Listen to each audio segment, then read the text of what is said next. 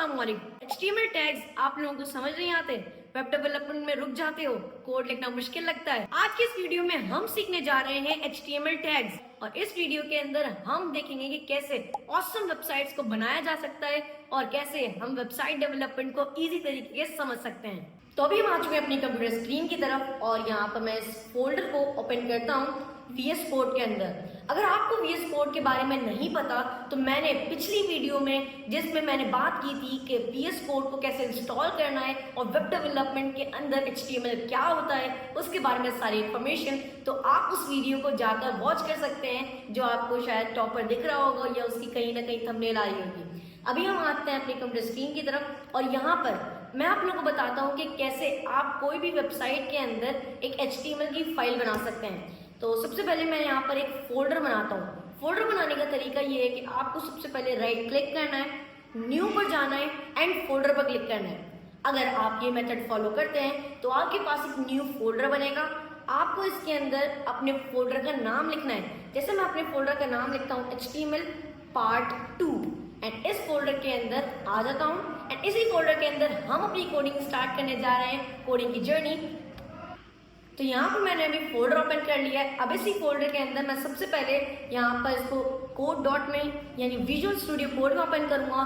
Visual studio code में open करने के लिए आप लोगों को सबसे पहले एड्रेस बार के अंदर जाना है एंड यहाँ पर टाइप करना है CMD।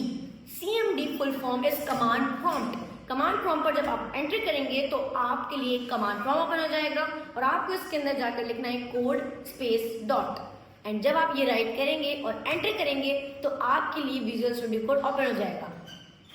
तो अभी हम आ चुके हैं अपनी विजुअल स्टूडियो कोड पर। अब यहाँ पर मैंने वेलकम स्क्रीन के बारे में बताया था कि वेलकम स्क्रीन क्या होती है, वेलकम स्क्रीन के अंदर हम क्या क्या देखते हैं। अब सबसे पहले जो है यहाँ पर मैं इसको बंद करता हूँ एंड यहाँ पर फाइल बनाने का तरीका ये है कि आपको इस बटन पर क्लिक करना है एंड अपनी फाइल का नाम लिखना है। पिछली क्लास में मैंने index.html लिखा था, index.html लिखेंगे। index.html का मतलब ये है कि आप एक HTML की फाइल बना रहे हैं। index means the name of the file, .html एक एक्सटेंशन होता है। अगर मैं बात करूं मैं .html क्यों लगा रहा हूं, .html इस वजह से लगा रहा हूं ताकि हमारी फाइल जो है HTML यानी HTML के बारे में बने, ताकि हम उसके अंदर कोई भी वेबसाइट के स्ट्रक्चर को क्रिएट कर पाए। अब इसी के अंदर मैंने आप लोगों को एक स्ट्रक्चर समझाया था, जो वीडियो की बात कर रहा हूँ मैं, उसका लिंक डिस्क्रिप्शन पर आ रहा होगा। वो वीडियो बहुत इंपॉर्टेंट है, आपको देखनी होगी अगर आप पार्ट 2 स्टार्ट करना चाहते हैं। तो मैं यहाँ पर सबसे पहले HTML का टैग लगाऊंगा एंड टैग के बाद जो है मैं यहाँ पर हेड टैग लगाएंगे। मैं यहाँ पर हेड टैग लगाऊंगा एंड उसके बाद बॉडी टैग्स। अब हेड टैग के अंदर हमारे पास एक और टैग आता है टाइटल टैग। टाइटल टैग के अंदर आप लिखेंगे आपके जो भी टाइटल होगी वेबसाइट की। अगर मैं बात करूं OLX, दराज या जितने भी दुनिया में ऐप्स हैं तो वहां पर जो टॉप में आती है, मैं आपको एक एग्जाम्पल भी दिखा देता हूं। अगर मैं एक वेबसाइट की बात करूं दराज की, तो दराज वेबसाइट के अंदर जो टॉप पर चीज़ आती है, यहाँ पर ये जो टॉप पर दिखता है आपको, ये है टाइटल उस पेज का। अगर मैं यही टाइटल अपने पास लिख दूंगा तो हमारी वेबसाइट के टॉप पर भी यही टाइटल आएगा। मैं भी लिख देता हूँ पार्ट 2। आप यहाँ पर जो भी चाहें अपनी वेबसाइट के लिहाज से लिख सकते हैं। अब इस वेबसाइट का आउटपुट ओपन करने के लिए हम कहाँ जाना पड़ेगा? सबसे पहले तो हम फोल्डर ओपन करेंगे जहाँ पर हमने फाइल बनाई है, इस पर डबल क्लिक करेंगे एंड हियर गो, आपकी वेबसाइट ओपन हो जाएगी। आप देख सकते हैं आपका जो टाइटल है वो आ रहा है पार्ट 2 एंड यहाँ पर ये बॉडी है। जो भी चीज़ आप बॉडी टैग के अंदर लिखेंगे वो यहाँ पर शो होगी। अब यहाँ पर मैंने बात की थी हम ducket.pdf की बुक से पढ़ेंगे, जिसका लिंक डिस्क्रिप्शन पर आ रहा होगा, आप वहाँ पर जाकर इसे देख सकते हैं। मैं यहाँ पर जो है सबसे पहले आप लोगों को सिखाने जा रहा हूँ हेडिंग्स टैग। हेडिंग्स की 3 टाइप्स होती हैं। हेडिंग्स टैग, हेडिंग्स की 6 टाइप्स होती हैं, H1, H2, H3, H4, H5 and H6. H1 is the main heading of the website. H1 जो है सबसे बड़ी हेडिंग होती है एक वेबसाइट के अंदर एंड H6 सबसे छोटी हेडिंग होती है एक वेबसाइट के अंदर। अगर मैं यहाँ पर टैग्स को लिखना चाहता हूँ तो मैं सबसे पहले H1 लिखूंगा एंड यहाँ पर H1 टैग कैसे लिखते हैं? सबसे पहले लेस देन, H1 टैग का नाम ग्रेटर देन। तो ये हमारे पास हो गया एक ओपनिंग एंड क्लोजिंग टैग जो हम लोगों ने अपनी पिछली क्लास में पढ़ा था। अब इसी के अंदर जैसे मैं यहाँ पर लिखता हूँ HTML in HTML 101।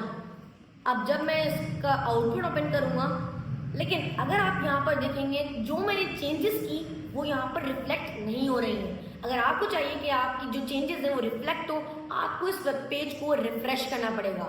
रिफ्रेश करने के दो तरीके हैं, आप कंट्रोल R से भी कर सकते हैं, आप इस बटन से भी कर सकते हैं, ये दो तरीके हैं। अब अगर आप देखेंगे HTML 101 आ चुका है, यहाँ पर जो भी मैंने H1 के अंदर लिखा वो यहाँ पर आ गया। अब हम बात करते हैं H2 टैग की। अगर मैं इसके अंदर HTML 101 लिखता हूँ तो वो उससे छोटी हेडिंग होती है। इसी तरीके से हर टैग इसी तरीके से काम करता है। अगर मैं H3 लिखूँ तो वो उससे छोटी हेडिंग है, H4 लिखूँ तो इस तरीके से हमारी चीज़ें चलती जाती हैं। यहाँ पर मैंने लिखा H4, H5 एंड H6। तो ये हमारे पास हो गई headings. These are the headings. Heading levels are 6, H1, H2, H3, H4, H5, H6। I hope आपको हेडिंग्स के बारे में सारी चीज़ें समझ आ गई होंगी। अगर आप कोई भी वेबसाइट के अंदर काम करते हैं तो ये बहुत ज़रूरी होता है और बहुत ज़्यादा यूज होता है। अब हम बात करते हैं पैराग्राफ टैग की। P टैग जो कोई भी पैराग्राफ बनाने के लिए यूज होता है। अगर मुझे एक पैराग्राफ लिखना है अपनी वेबसाइट के अंदर तो आप सबसे पहले P टैग लगाएंगे एंड P टैग लिखने के बाद आपको उसके अंदर जो भी टेक्स्ट है वो लिखना है। मैंने यहाँ पर P टैग लगाया एंड P टैग के अंदर मैं यहाँ पर लिखता हूँ दिस इज 101 HTML कोर्स। सही है, तो यहाँ पर मैंने लिख लिया। अब हम आएंगे आउटपुट पर तो आपको एक पैराग्राफ दिख जाएगा जिसमें आप कोई भी पैराग्राफ लिख सकते हैं। एक और चीज़ मैं आपको बताना चाहूँगा, बोनस चीज़ कि आपको अगर कोई समझ नहीं आ रहा कि मैं क्या पैराग्राफ लिखूँ, आप एक डमी वेबसाइट बना रहे हैं तो आप यहाँ पर लिख सकते हैं लॉरम एंड लॉरम लिखेंगे तो ये एक डमी टेक्स्ट जनरेट कर देगा जिसका कोई मतलब नहीं है, लेकिन ये फील करवाएगा कि एक पैराग्राफ यहाँ पर है और जो अच्छा लग रहा है। तो आप देखें तो ये एक पैराग्राफ बना देगा। अगर आपको इससे ज़्यादा टेक्स्ट का चाहिए, इससे कम टेक्स्ट का चाहिए तो आप यहाँ पर नंबर्स लिख सकते हैं। मैंने यहाँ पर नंबर लिखे लॉरम 30, तो ये क्या करेगा, सिर्फ 30 वर्ड्स का पैराग्राफ जनरेट करेगा। अगर आप इससे ज़्यादा चाहते हैं, जितने भी चाहते हैं आप जनरेट कर सकते हैं using this lorem Epsom tag. अब हम आते हैं कोई भी टेक्स्ट को एडिट करने के जो टूल्स होते हैं लाइक बोल्ड, इटैलिक, अंडरलाइन और स्ट्राइक थ्रू, तो वो साइड टैग्स हम पढ़ने जा रहे हैं। तो रेडी रहिए साइड टैग्स पढ़ने के लिए।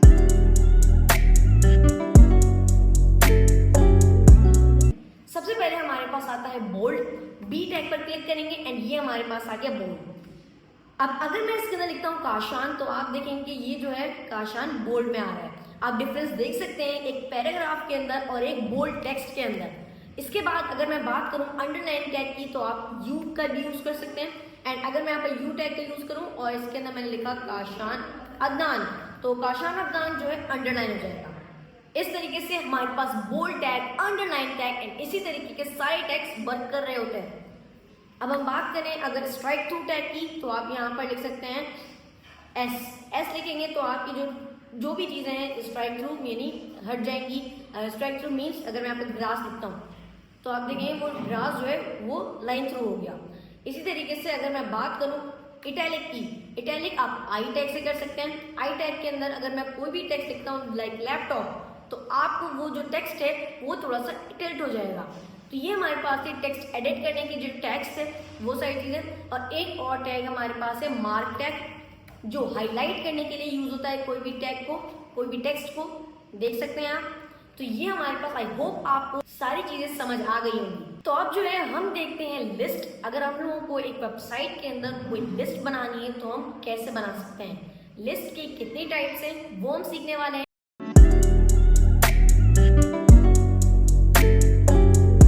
तो सबसे पहले लिस्ट की 3 टाइप्स होती हैं, unordered list, ordered list and nested list. ये 3 टाइप्स होती हैं कोई भी टैग की।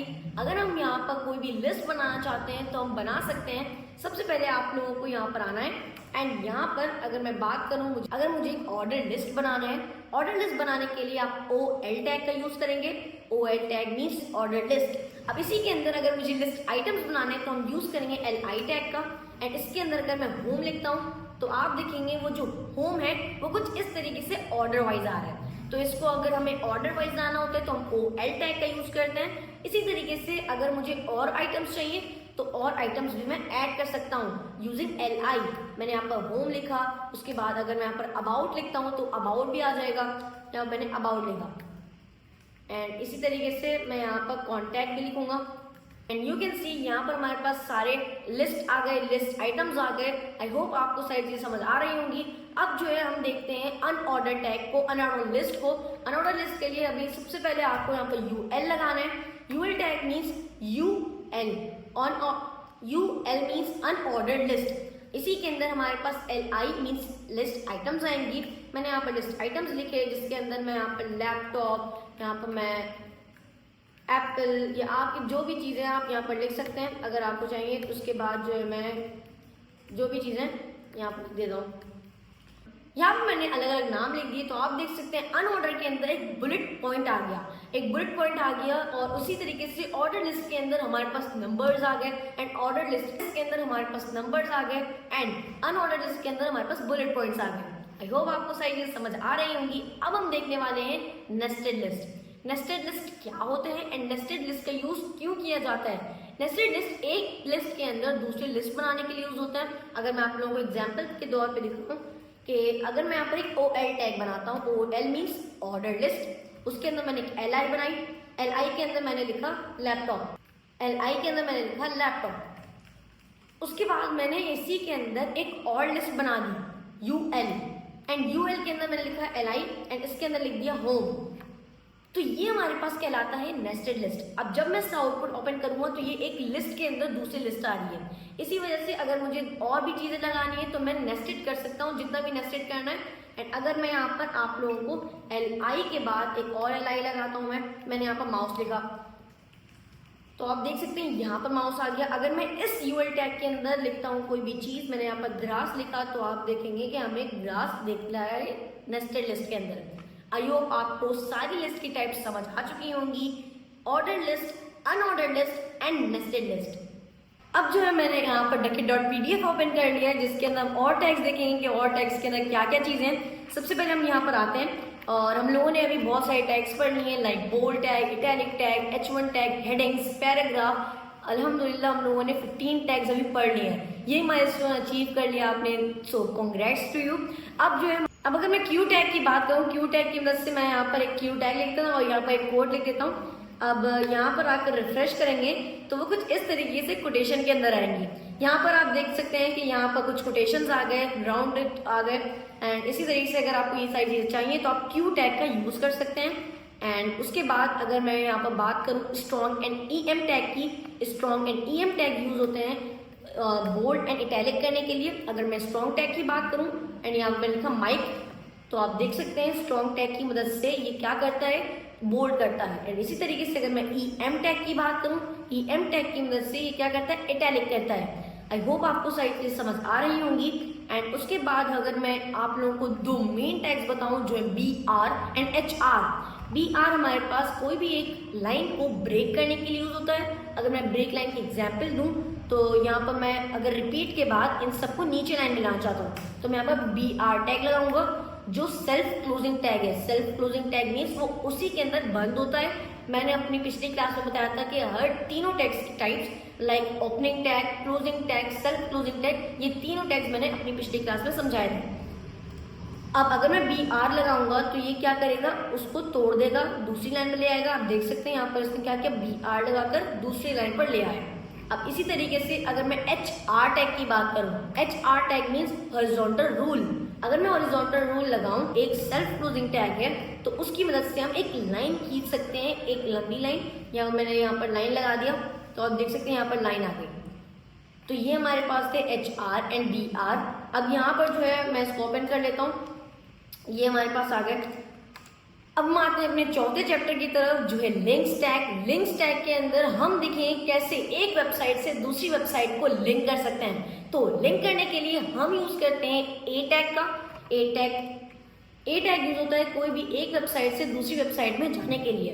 ए टैग के अंदर अलग अलग एट्रीब्यूट्स होते हैं। अब ये एट्रीब्यूट्स क्या होता है, एट्रीब्यूट्स एक नई चीज है। एट्रीब्यूट्स एक टैग के अंदर इजाफा करने के लिए, एडिशनल इंफॉर्मेशन देने के लिए यूज होता है। अगर मैं ए टैग के अंदर एक एट्रीब्यूट की बात करूं, वो एट्रीब्यूट है HREF। href एक एट्रीब्यूट है। एक एट्रीब्यूट को लगाने के लिए सबसे पहले आपको एट्रीब्यूट नेम देना होता है, इक्वल्स टू एंड कोटेशन। ये हमारे पास है एक एट्रीब्यूट लगाने का तरीका। अगर मुझे एक टैग के अंदर एक एट्रीब्यूट लगाना है, जैसे मैं यहाँ पर एक ए टैग बना रहा हूँ एंड यहाँ पर मुझे href एक एट्रीब्यूट चाहिए, तो सबसे पहले मैं ओपनिंग टैग में आऊंगा, ए टैग के बाद href लिखूंगा जो हमारे एट्रीब्यूट का नाम है, इक्वल्स लगाऊंगा एंड कोटेशन लगाऊंगा। सिंपली हमारा एक एट्रीब्यूट बन जाएगा। अब मैं यहाँ पर ए टैग के अंदर लिखता हूँ गो टू यूट्यूब। अब यहाँ पर मैंने गो टू यूट्यूब लिख दिया। मैं ये चाहता हूँ जब भी कोई बंदा इस पर क्लिक करे तो वो यूट्यूब की वेबसाइट पर पहुंच जाए। अगर मैं YouTube की वेबसाइट पर पहुंचाना चाहता हूं तो मैं कैसे कर सकता हूं ये काम करने के लिए हम लोगों को सबसे पहले YouTube वेबसाइट ओपन करना पड़ेगा। तो मैं यहां पर अभी एक YouTube वेबसाइट ओपन कर लेता हूं।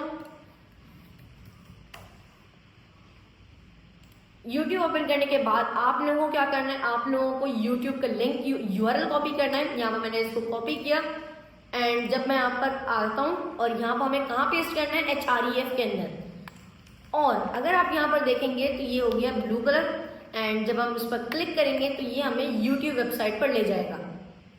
ये देखें, तो ये हमारे पास है एक वेबसाइट से दूसरी वेबसाइट में जाने के लिए। अगर मैं ये चाहता हूँ ये एक दराज की वेबसाइट में लेके जाए तो ये रहा दराज की वेबसाइट। मैं इसके लिंक को कॉपी करूंगा एंड href के अंदर ये पेस्ट कर दूंगा। यहाँ पर मैं क्लिक करता हूँ गो टू यूट्यूब पर एंड ये हमें कौन सी वेबसाइट में लेके जा रहा है, दराज की वेबसाइट पर। अब अगर मैं यहाँ पर चेंज करना चाहता हूँ, गो टू यूट्यूब की जगह गो टू दराज लिख दूंगा and it will change it. ये देखिए गो टू दराज हो गया। जब मैं क्लिक करूंगा तो ये चेंज होकर दराज में चल जाएगा।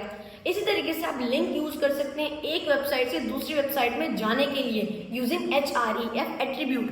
अब अगर मैं बात करूं मुझे अलग अलग फाइल्स में खेलना है, मतलब कि मैंने एक index.html की फाइल बनाई और एक about.html की फाइल बनाई। इन दोनों में मैंने अलग अलग काम किए। मैं ये चाहता हूं कि बंदा जब ए टैग पर क्लिक करे तो about.html पे पहुंच जाए। तो ये करने के लिए मैं यूज करूंगा एंकर टैग का यूज करूंगा, बट हम अलग तरीके से यूज करेंगे। ये तो देखिए कैसे हम एक वेबसाइट के अंदर जाकर कर सकते हैं, दूसरी वेबसाइट जो होस्टेड है एक डोमेन पर है उससे कैसे कर सकते हैं। अब हम आते हैं HTML की फाइल बनाते हैं। मैंने यहाँ पर फाइल बनाई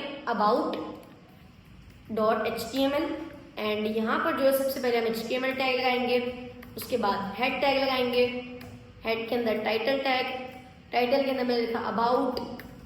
सिंपली जो हमारे पास होता है बॉडी लगाया मैंने, बॉडी के अंदर h1 लिखा, h1 के अंदर मैंने अबाउट पेज लिख दिया।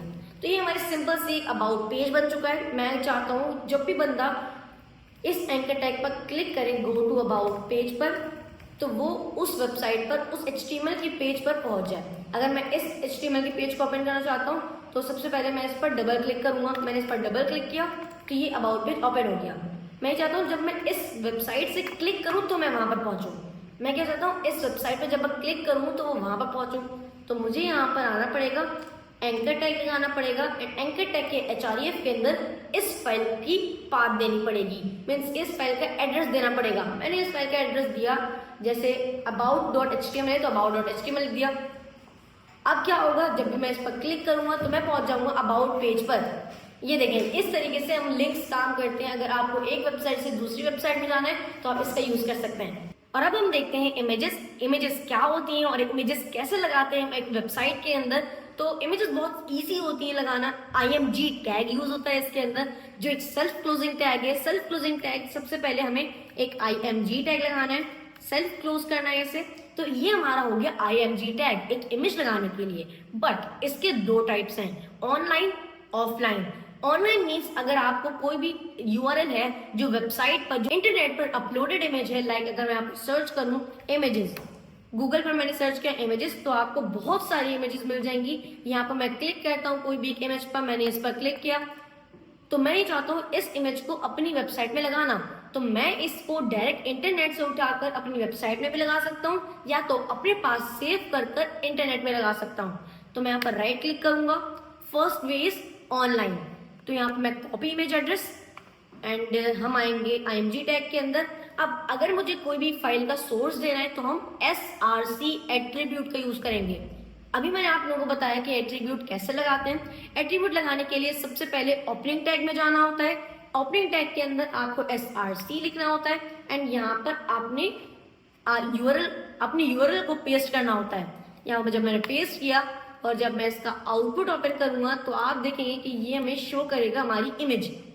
ये देखें, ये हमारी इमेज शो कर रहा है अभी, लेकिन ये इमेज का साइज बहुत बड़ा है, इस वजह से ये बहुत हमारे पास बिग शो हो रहा है। अगर मुझे इसे छोटा करना है तो मैं यूज करूंगा और एट्रीब्यूट्स का, like width attribute. Width attribute के अंदर मैंने लिखा 400, तो ये क्या करेगा, उस इमेज को 400 की विड्थ पर ले आएगा। तो ये हमारे पास थे और एट्रीब्यूट्स, इमेजेस के टैग्स। फर्स्ट तरीका था ऑनलाइन का। अब हम देखते हैं कि कैसे हम अपने कंप्यूटर पर लोकली सेव करके इसे यूज कर सकते हैं। मैं अभी यहाँ पर इस इमेज को लगाना चाहता हूँ, तो मैं इस पर क्लिक करूंगा और इस इमेज को सेव करने के लिए आपको right click and save images पर क्लिक करना है एंड आप इसको सेव करेंगे, ये इसे सेव कर देगा और आप इस इमेज को ड्रैग करेंगे और यहाँ पर ले आएंगे। इस तरीके से आप अपने फोल्डर पर उस इमेज को ले आएंगे और इसको आप यूज कर सकते हैं। कैसे? IMG टैग लगाएं, SRC लगाएं एंड SRC के अंदर उस फाइल का नाम लिख दें। मैंने इस फाइल का नाम चेंज करा, या मैं राइट क्लिक करूंगा, आप क्लिक करें इस पर, राइट क्लिक करें एंड रीनेम कर दें। रीनेम करने के बाद आप इस फाइल का नाम image.jpeg, जो भी हमारे पास नाम हो आप रख लें एंड यहाँ पर उस फाइल का नाम लिख दें। इस तरीके से आप कोई भी इमेज को लगा सकते हैं। ये देखें, वो वाली इमेज आ गई। तो इन दोनों में फर्क क्या है, इसमें कौन सा बेहतर है और इन दोनों को लगाने का फायदा क्या है? इन दोनों में सबसे अच्छा जो है वो है हमारे pass on site. On site means locally जो हम इंस्टॉल कर लगा रहे हैं, क्योंकि अगर हम एक इंटरनेट की इमेज यूज करेंगे तो वो इंटरनेट से कभी भी डिलीट हो सकता है, तो हमारी वेबसाइट की परफॉर्मेंस डाउन होगी। तो हमें ऐसी काम नहीं करना है जिससे हमारी वेबसाइट की परफॉर्मेंस डाउन हो। हम उसे सेव कर अपनी वेबसाइट में लगाएंगे, तो जब भी हमारे पास वर्क करेगा वो हमारे पास सेव होगा। अगर हम अपने पास से डिलीट करेंगे तो वो चले जाएगा, लेकिन जब तक हमारे पास है वो चीज और हम उसको डिलीट नहीं करना चाहते तो आपकी वेबसाइट के अंदर वो चीजें रहेंगी। लेकिन अगर आप इंटरनेट से लगाते हैं तो इंटरनेट का कोई भरोसा नहीं है, वो कभी भी कहीं से उड़ सकता है, कोई भी कहीं से सारी चीजें जा सकती हैं।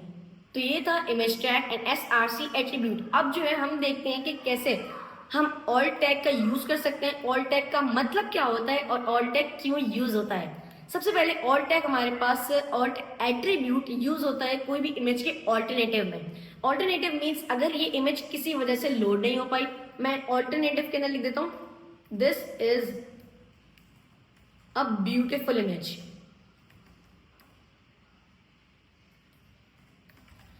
तो ये मैंने इसके ऑल्टरनेटिव में लिख दिया, मतलब कि अगर ये इमेज किसी वजह से लोड नहीं हो पाएगी, मैं इसका नाम चेंज कर दिया, मैं इमेज की SRC मैंने गलत कर दी, तो ये अभी इमेज जो है नहीं आएगी, तो उसकी ऑल्टरनेटिव में ये टेक्स्ट आएगा, this is a beautiful image.